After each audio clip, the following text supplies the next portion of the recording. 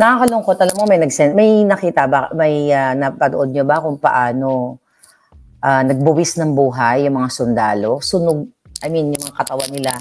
Nakakaawa talaga. I think bawal yan sa kinokontrol yan ng Facebook na hindi pwedeng ipakita. Kailangan covered. So, mga kalunos-lunos talaga yun nangyari sa ating mga men in uniform. Sa ating mga sundalo na kung saan nakipagbakbakan dyan sa mga militant group. Okay? 3 days ago. Masakit. Diba sabi ko sa inyo kahapon nung nagluto-lutuan tayo ng ahas, remember that vlog na panood niyo? Hindi ko pa nakita actually yung mga gutay-gutay na mga katawan.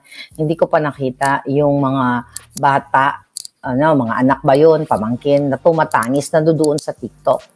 Okay? Na nag-send sa akin. So, I'm excited lang ako na na ipakita sa inyo na buhay ako kasi marami nagme-message sa Miss Maharlika, nasa na yung vlog mo? Kasi usually, dapat 4 hours ago pa tayo magbablog. Yun yung time slot ko talaga. Kaya lang, napagod nga ako na sabi ko, mamaya na lang. Okay? So, ngayon, mga kababayan, nung nakita ko nga itong mga kalunos-lunos na ito, grabe ang sinasapit ng ating mga tagapagtanggol sa laban. Samantalang si Kuting, diba? Si Lisa Tanas, anong ginagawa? Ipinagbuyang-yang pa ang kanilang dinner date, drama date. Kaya sabi ko, hayop tong gobyernong ito. Walang pakialam. Walang pusong itim. Imagine mo, mas may time pa silang magpapi. Ganyan ba ang isang presidente na mayroong naganap, again, na nakitil ang iyong mga tagapagtanggol ng bayan. Tapos, hindi ka man lang pumunta doon. 3 days ago na pala nangyari yun. Maybe kahapon, 2 days, no? Ilang days ago na. So, let's say 2 days ago. Imagine mo, hindi man lang sumagod sa isip ng buwaka ng inang Puting na lumipad. Di ba? Lumipad sa Mindanao at magbigay pugay, i-comfort ang mga pamilya. Pero sa F1, sa Singapore, pumupuslit ang putang ina. Sa mga kasal ng kanyang mga inaanak, pumupuslit ang buwaka ng ina. Nakita niyo mga kababayan, hindi ka ba magagalit? Hindi ka ba maiinis na nakukuha pa ng ginayupak? Grabe ang sisi. Grabe nga, sabi ni Neng Rolin Ramos, sisi ako sa mga binoto ko. Bangag kasi, sabi ni Farfarsi. Ayun na nga mga pagpapalangga. Kaya araw-araw tayong magsasalta dahil wala na pong saysay na meron tayong gobyerno. Even you, sir and ma'am, men and women in uniform, ito rin ang dadanasin ninyo. Kayo ay parang lang basahan na ginagamit ng gobyernong ito. Okay? Na kayo ay pag nagbuwis ng buhay, mas pipiliin pa nilang mag-dinner date at namnamin ang pera ng bayan. Doon sa dinner date, parang may nakita, parang wala kunyaring pagkain, di ba? May post si Mr.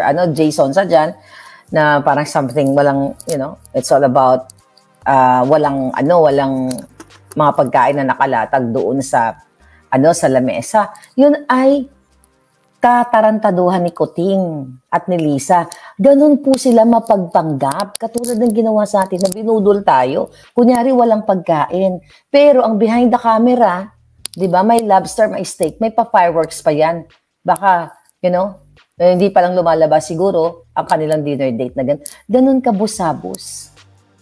Kaya nga sabi ko, ang title natin, si Sara ay isang modelo. You know what? Paulit-ulit kong sinabi nung bago tayo nabudol na ay ampor Kuting.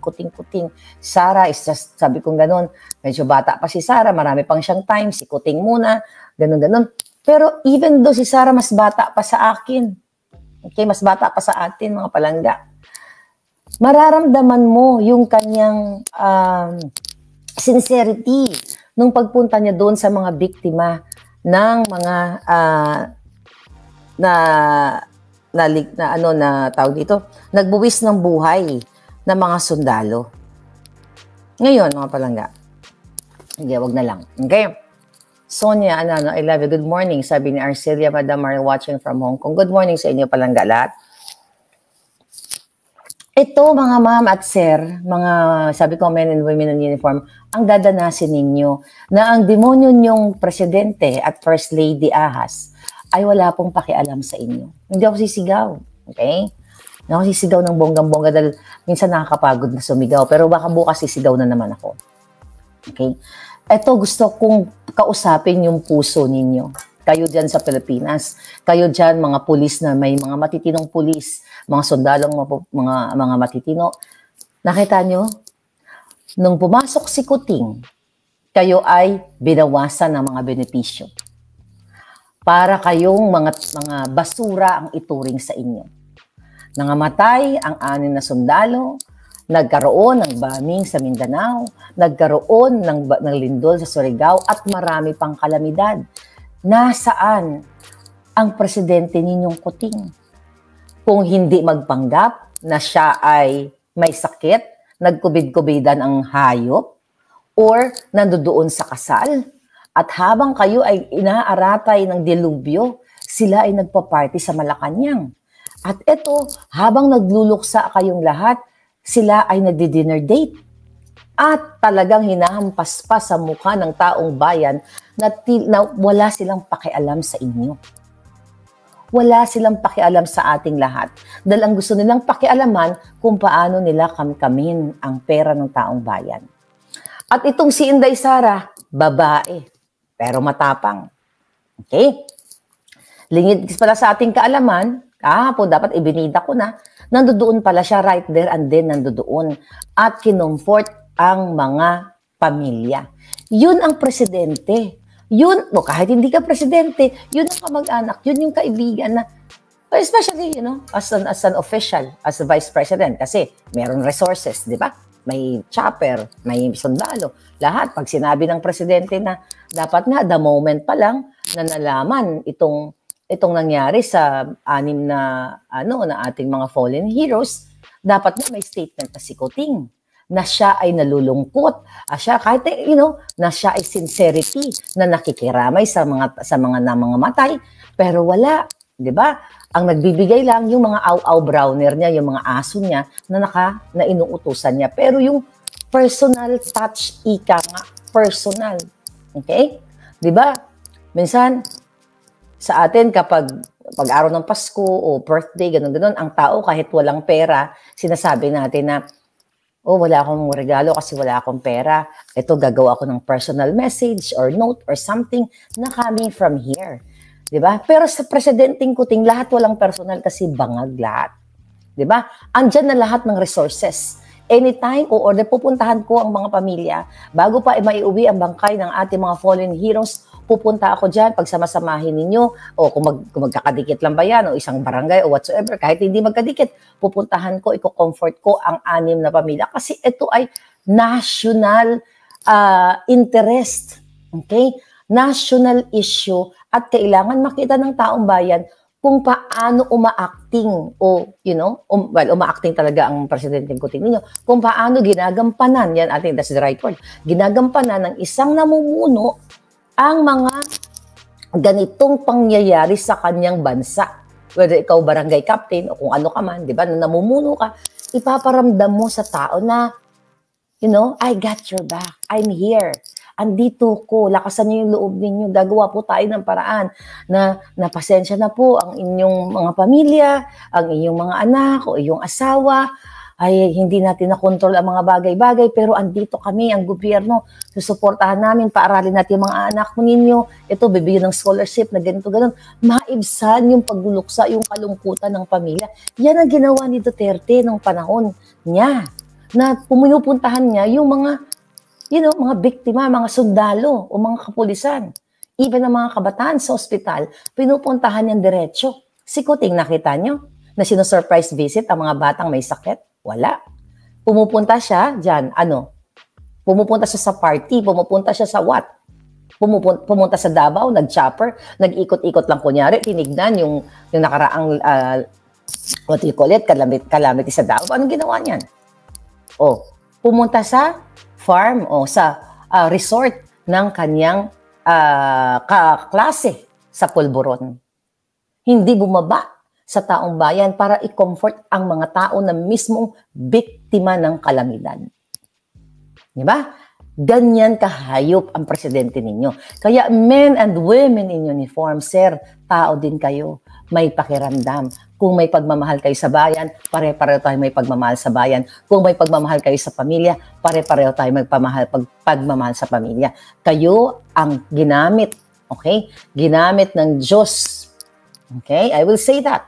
Diba? Ginamit kayo at kayo ay sumumpa na pagliling. Diba ang sumpa ninyo, paglilingkuran ko ang aking, hindi ko lang eksakto alam kung ano yung pagkasunod-sunod ng panunumpa nyo bago kayo nagtitake ng oath sa inyong mga tungkulin.